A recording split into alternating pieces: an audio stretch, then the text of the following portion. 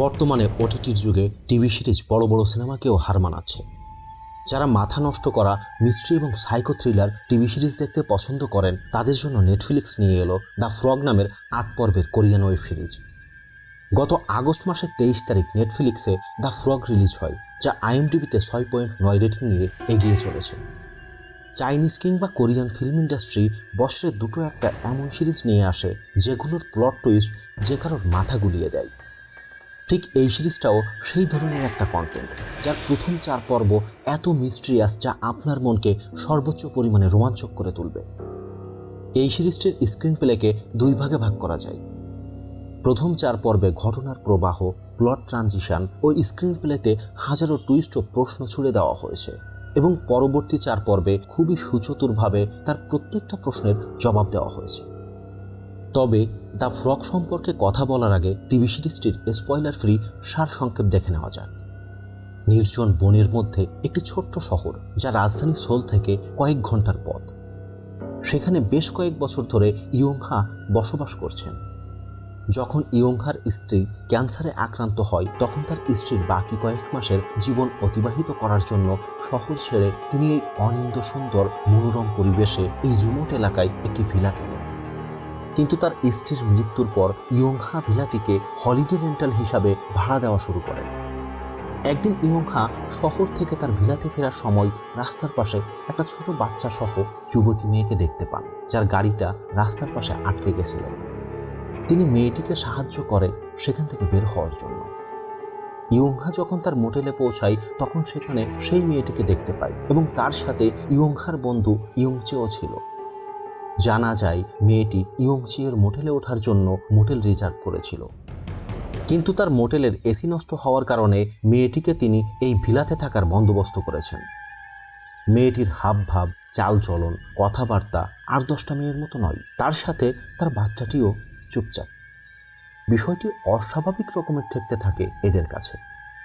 কিন্তু তারা ২ বন্ধু মিলে যখন বাচ্চাটির সাথে মিশতে শুরু করে, তখন তাদের সাথে বাচ্চাটির একটা সাময়িক সময়ের বন্ধুত্বপূর্ণ সম্পর্ক তৈরি হয়। এরই মধ্যে ইয়ংহা যখন সেই মেয়েটিকে মোটেলের ঘরগুলো দেখাচ্ছিল, মেয়েটি তখন ঘরে রাখা গ্রামোফোন দেখে তার কাছে জানতে চায় সেটা ভালো আছে কিনা। এই কথা শুনে ইয়ংহা গ্রামোফোনটিতে একটা ক্যাসেট দিয়ে সেটা প্লে করে দেন। এই সিরিজের ব্যাকগ্রাউন্ডে আরও একটা ঘটনা চলতে থাকে। লেকভিউ নামক একটা মোটেল, যা সাংজুন ও ইয়ংকেওং নামক দম্পতি পরিচালনা করে। তাদের মোটেল ভালোই চলছিল, কিন্তু হঠাৎ একদিন বৃষ্টিমুখর দিনে একজন গেস্ট আসে। পরদিন সকালে ইয়ংকেওং মোটেলে যাওয়ার পর সাংজুন রেস্ট নেওয়ার জন্য তার বন্ধুর বাড়িতে আসে। এ সময় নিকটবর্তী থানায় ইয়ংকেওং ফোন করে পুলিশকে যা জানায়, তা জানার পর আপনার মনেও ভয় ধরে যাবে। ইয়ংচিওল নামের সেই গেস্ট একজন সিরিয়াল কিলার ছিল, যে গত রাতে মোটেলের মধ্যে একটি মেয়েকে তার প্রতিটি অঙ্গ প্রত্যঙ্গ কেটে হত্যা করেছে। এদিকে ইয়ংহা পরদিন সকালে উঠে সেই মেয়েটিকে, যে তার মোটেলে গেস্ট হিসেবে ছিল, তাকে খুঁজে পায় না। পরবর্তীতে সকালে তার সমস্ত কাজকর্ম শেষে যখন সে ভিলার ভিতরে প্রবেশ করে, তখন তিনি অবাক হয়ে যান। এর কারণ সমস্ত ঘর পরিপাটি করে গোছানো, এমনকি বাথরুমও পরিষ্কার পরিচ্ছন্ন, তবে সেখানে কেমিক্যালের তীব্র গন্ধ প্রতীয়মান। সবকিছু ঠিক থাকলেও গ্রামোফোনটি তখনও বেজে চলেছে। তিনি গ্রামোফোন থেকে ক্যাসেটটি খুলে সেটি খামের ভেতরে রাখেন। এরপর তিনি তার হাতের দিকে লক্ষ্য করে হতভম্ব হয়ে যান, কারণ তার হাতে লেগে আছে তাজা রক্ত। এটা দেখে তিনি আবার ক্যাসেটটি বের করে ভালোভাবে দেখতে থাকেন। তখন দেখা যায় ক্যাসেটটি রক্তে ভেজা। এরপর তিনি আবিষ্কার করেন যে সেই মেয়েটি যে বাচ্চাটিকে এখানে এনেছিল, তাকে সে খুন করে লাগেজে ভরে নিয়ে গেছে। এটা দেখে ভয় পেয়ে তিনি ঘরের সব ব্যবহার্য কাপড় চোপড় ও আসবাবপত্র খুবই ভালোভাবে পরিষ্কার করেন, এবং এগুলো পরিষ্কারের সময় তিনি সেখানে রক্তের দাগ খুঁজে পান। তিনি এই ঘটনাকে একটা ভ্রান্ত ধারণা মনে করে ভুলে যেতে চান। এভাবে তার দিনও কেটে যেতে লাগলো। তবে তিনি মনে মনে আশঙ্কায় ছিলেন, পুলিশ কিংবা সেই মিস্ট্রিয়াস কিলার মেয়েটি তার খোঁজে এখানে এসে পড়বে না তো। এভাবেই দিন যাচ্ছিল ইয়ংহার। কিন্তু হঠাৎ একদিন সেই সাইকো কিলার মেয়েটি আবারও চলে আসে তার মোটেলে। এভাবেই এই ২ ঘটনার ঘটনা প্রবাহ সমান্তরালভাবে চলতে থাকে। এখন প্রশ্ন আসতে পারে, এই টিভি সিরিজের নাম কেন ফ্রগ দেওয়া হলো? এটা জানতে পারবেন সিরিজটি দেখতে দেখতে।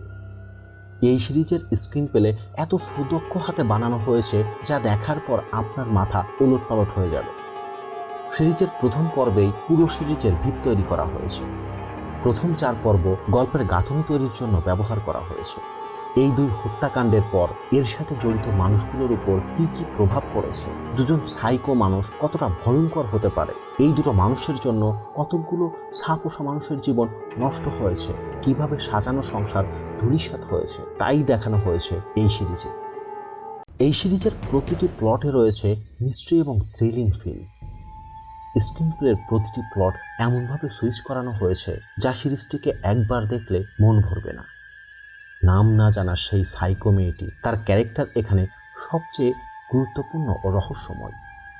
সিরিজটির এক পর্যায়ে 2009 সালে মুক্তি পাওয়া কোরিয়ান ফিল্ম প্যারাসাইটের কথা মনে পড়তে পারে। মানসিক বিকারগ্রস্ত একটি মেয়ে যার অপরাধমূলক কর্মকাণ্ডের ফিরিস্তি আপনাকে তার উপর ঘৃণা ধরিয়ে দেবে। আর এই গুরুত্বপূর্ণ চরিত্রে অভিনয় করেছেন কোরিয়ান মডেল ও অভিনেত্রী গো মিন-সি, যার অভিনয়ের তুলনা হয় না। এই সিরিজ এমনভাবে তৈরি করা হয়েছে যার পরবর্তী কোনো ঘটনা আপনি প্রেডিক্ট করতে পারবেন না। কোন সময়ের ঘটনা দেখানো হচ্ছে, কেন দেখানো হচ্ছে, একটি ঘটনার সাথে আরেকটি ঘটনার সম্পর্ক কি, এমন নানা প্রশ্ন ঘুরপাক খাবে আপনার মনে, যা পরবর্তী 4 পর্বে একে একে মিল করে পূর্বে ঘটে যাওয়া ঘটনা হতে উদ্ভূত প্রশ্নের উত্তর বা ঘটনার সমাপ্তি দেখানো হয়েছে। যারা হিন্দি ভাষা বোঝেন তারা এই সিরিজটি নেটফ্লিক্সে হিন্দি ডাবিংয়ে দেখতে পাবেন।